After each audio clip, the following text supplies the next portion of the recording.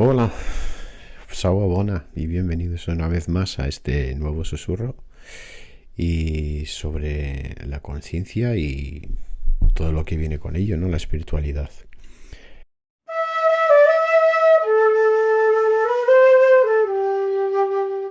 Hoy vamos a hablar del árbol de la vida. Igual mucha gente ha oído de este fenómeno del árbol de la vida porque hoy en día se puede comprar en cualquier tienda un amuleto, para una pulsera, lo que sea del árbol de la vida. Pero realmente sabéis lo que representa, lo que significa. Pues hoy vamos a hablar de eso y cómo aparece en todos los textos antiguos y qué significa, su significado para esas civilizaciones antiguas, incluso en la misma Biblia, ¿no? Lo que significa. Entonces vamos a empezar hablando de lo que era el árbol de la vida que aparece en los cuadros en Génesis, en la Biblia, ¿no? Lo que era el árbol de la vida. En el jardín de Edén hay dos árboles importantes que aparecen. Uno es el árbol del conocimiento del bien y el mal, y el otro es cual come la manzana, Adán y Eva, y el otro, y el motivo por el que toman las decisiones responsables, ¿no? Y pagar el precio de correspondientes, ¿no? Y el otro es el árbol de la vida. Cuando Dimurga expulsan a Adán y Eva del jardín de Edén, cuando comen del árbol, ¿no? Les explica el porqué. El motivo es bastante inquietante. Les dijo que esto tiene que hacerse, se les había expulsado del jardín de Edén. Habían comido del árbol del conocimiento del bien y del mal. Luego comerán del árbol de la vida. Y se convierten en dioses como nosotros. Perdona, esto aparece literalmente en Génesis. ¿Y qué relata este pasaje, el pasaje de la Biblia, ¿no? ¿Qué significa? ¿Existe algún secreto profundo sobre la trascendencia o qué fuerzas dimurgas nos ocultan hace tiempo? ¿Existe el árbol de la vida? ¿Hay algo más allá de lo que concebimos como la duración de la vida humana?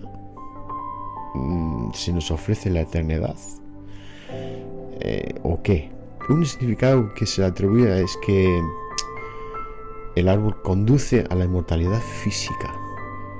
Si observamos las antiguas escrituras de Mesopotamia, uno de los principales conflictos entre humanos y dioses era que los dioses no querían que los humanos fuesen inmortales. La mayoría de la gente interpreta que se habla de inmortalidad física, de lo que es el vida física, ¿no? Que vivimos y morimos muy rápidamente, claro. Mientras tanto, se decía que los dioses vivían entre 20.000 y 50.000 años, o incluso más, porque los humanos no. La idea fue que quizás los humanos fueron programados para morir más rápidamente. Esa es una de las ideas, para que no fuéramos como los dioses, ¿no? El árbol de la vida, que según esa interpretación, sería que esta es la fórmula o conocimiento de cómo poder vivir físicamente por mucho más tiempo. Uno de los misterios más importantes de la civilización sumeria, que los objetivos descubiertos de ellos, de las piedras de Sumeria, ¿no? Los textos que hemos encontrado, identifican el gran momento de la gran inundación, ¿no? Que está universal, está en todos los textos tradicionales indígenas que aparece, todos. Y la duración de los reinados, que viene en una lista que en esa época es más recientemente, va en lista, ¿no? Desde aquella época hasta ahora. Y es correcta y muy precisa. Pero hay algo curioso. En nombres de los reyes, la duración de los reinados de cada rey en estas piedras, ¿no? En esta lista, antes de esas fechas, vemos que los reyes gobernaban durante periodos de miles y miles de años. Y después de esa época duraban en lo que era normal. Pero el primer rey que aparece en esa lista sumeriana vivió durante 28.000 años. ¿Cómo puede reinar durante 28.000 años?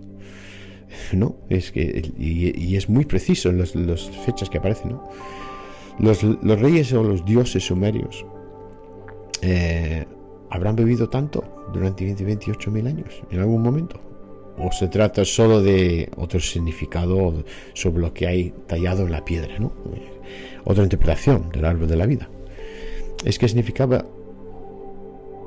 la conciencia de la inmortalidad espiritual, yo creo, no física, ¿no? Y los humanos atravesarían esta vida, las vidas de por medio, ¿no?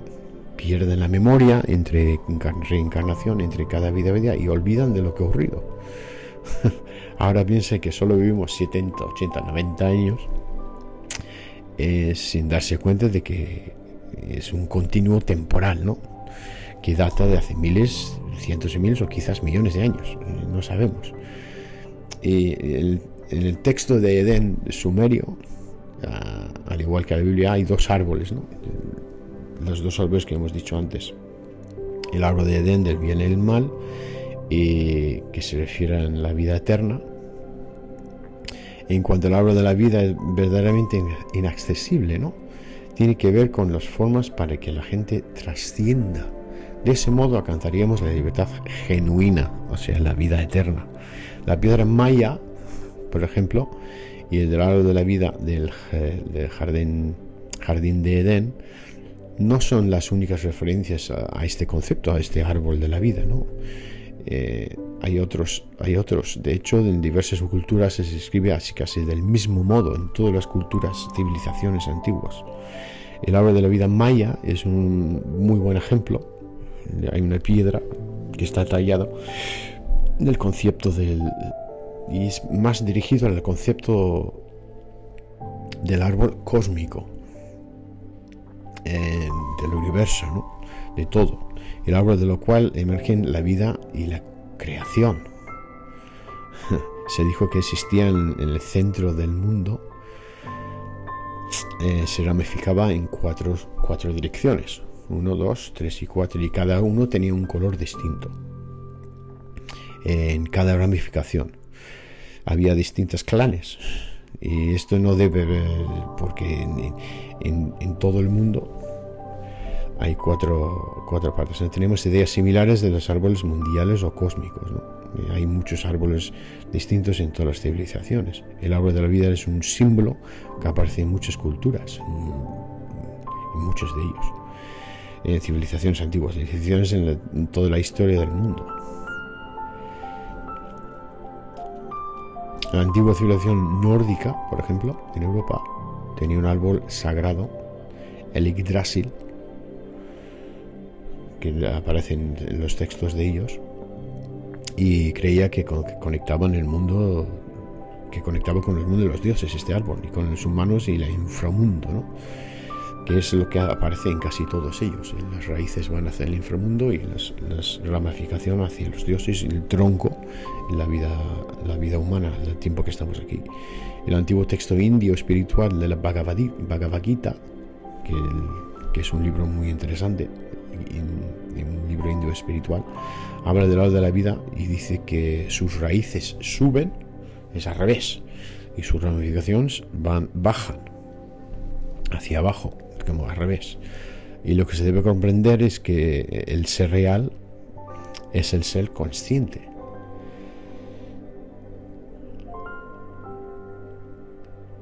Y que el cuerpo físico, ya sea el cuerpo humano, un planeta o lo que sea, lo que es físico, o un animal, es un vínculo para el ser consciente, que originalmente existió como una chispa divina en un nivel espiritual superior, ¿no? Una realidad superior. Esto es una de las principales enseñanzas gnósticas también. Los gnósticos eran que pertenecían a los primeros cristianos entre el año 30 y el año 400 después de Cristo, ¿no? Desde que estuvo Cristo con sus enseñanzas, después hubo muchas ramificaciones de cristianismo hasta que se escribió la Biblia, y los gnósticos eran uno de ellos, y hay muchísimos textos, que dos importantes se fueron encontrados en los años 40, y esto significa que desde que hubo un mundo material, En este sentido, los dos chicos decían que los seres humanos y otros seres conscientes forman parte del árbol de la vida, ¿no? Y hace millones de años, o billones, no sabemos, pero sí, desde siempre. Y hay una descripción universal en todas las enseñanzas, en casi todas las culturas, cómo desciframos el código de las ramificaciones, ¿no? Hay un libro que lo explica, que unifica todas estas explicaciones de diferentes civilizaciones, que se llama Hamlet's Mill, que describe una continuidad que parece casi imposible de creer, ¿no? Y Mill, que es molino, es lo que hace una explicación con un molino, que es estos dos lo que hicieron era comparar 35 diferentes tradiciones y les unifica a todos, ¿no? Y que hay un conducto común en todas estas enseñanzas, ¿no? Entonces la idea es el molino para el grano, un molino normal que usaban para el grano, con un eje central que era una rueda de piedra enorme con un cilindro que lo atravesaba, que era como un palo que atravesaba desde el centro, ¿no? Y hay un agujero en el centro de la piedra para moler el trigo, y que se hace harina, se hace que gire y muele, ¿no?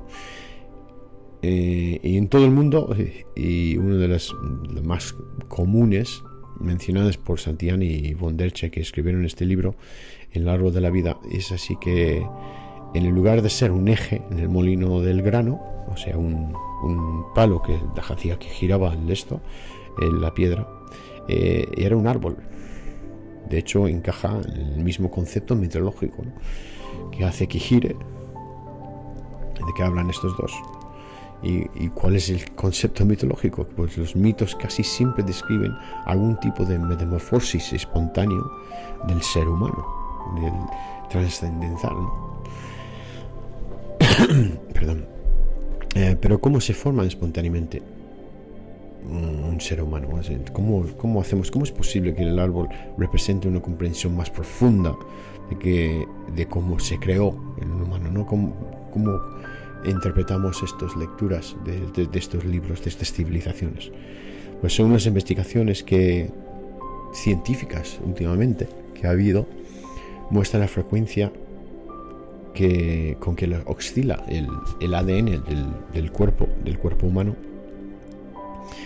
Todo está hecho de frecuencias o vibraciones, que es lo que se habla hoy en día. Se habla mucho de las vibraciones y las frecuencias de las vibraciones.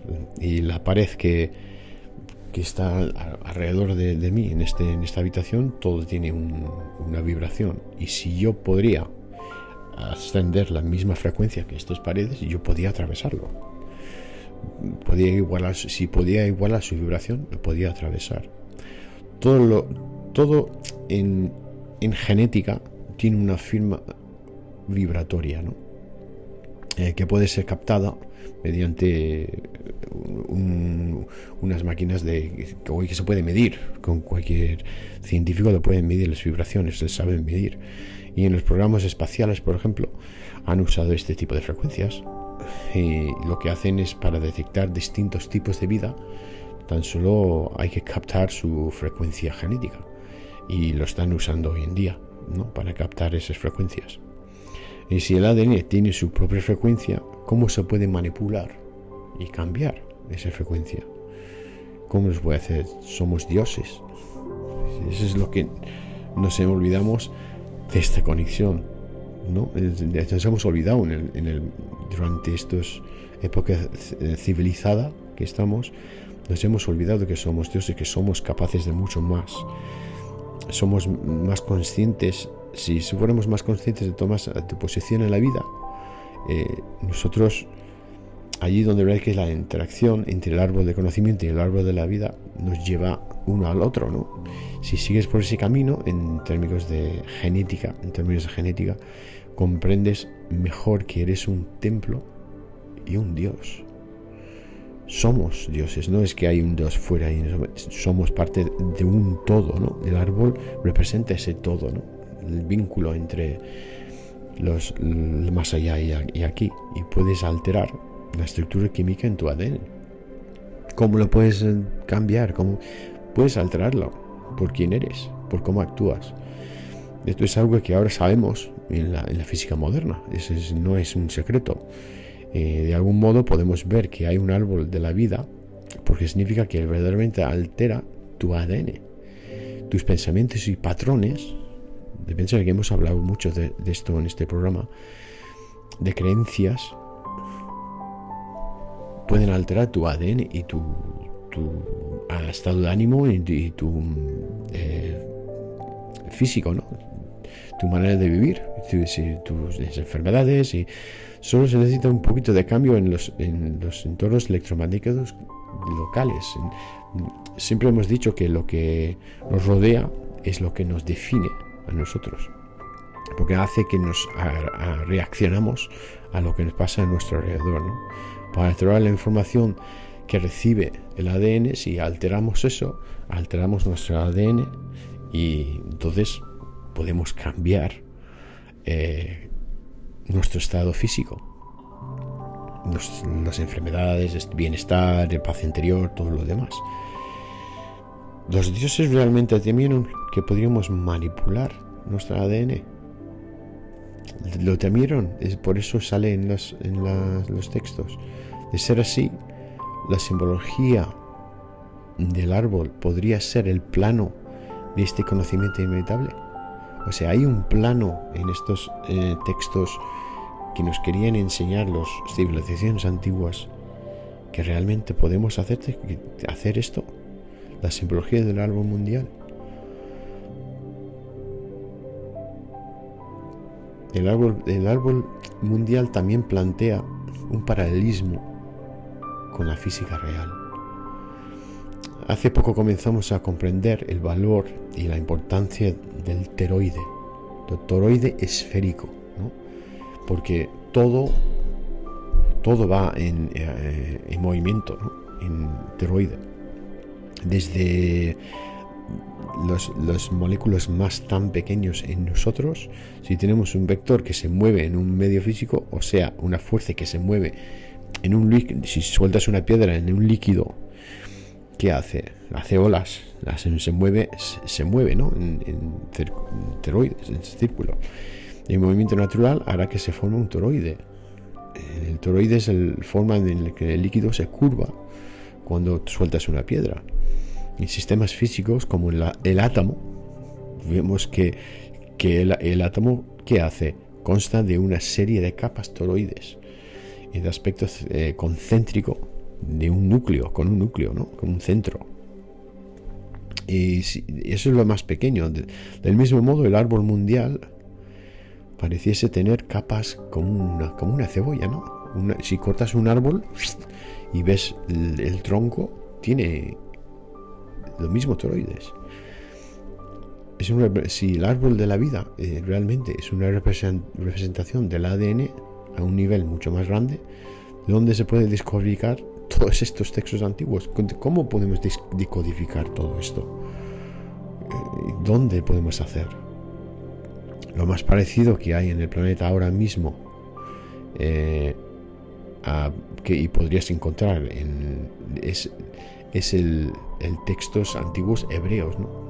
La lengua hebrea es como un código y te podemos descodificar esto, y eso es lo que estamos haciendo ahora mismo los científicos y los profesores de universidades. Bueno, si examinamos, vemos el texto hebreo, las letras hebreos, hay 22 letras, y podemos descifrar secretos antiguos ocultos con estas letras. Cada una de las 22 letras, hay 22, que es un número muy importante en la civilización y en la historia. Tiene un valor numérico cada letra, y esto es muy importante para entender. Por eso podemos armar palabras con valor numérico o relación matemático con sus entornos. Es muy importante esto. Creo que es el último elemento que queda, ¿no?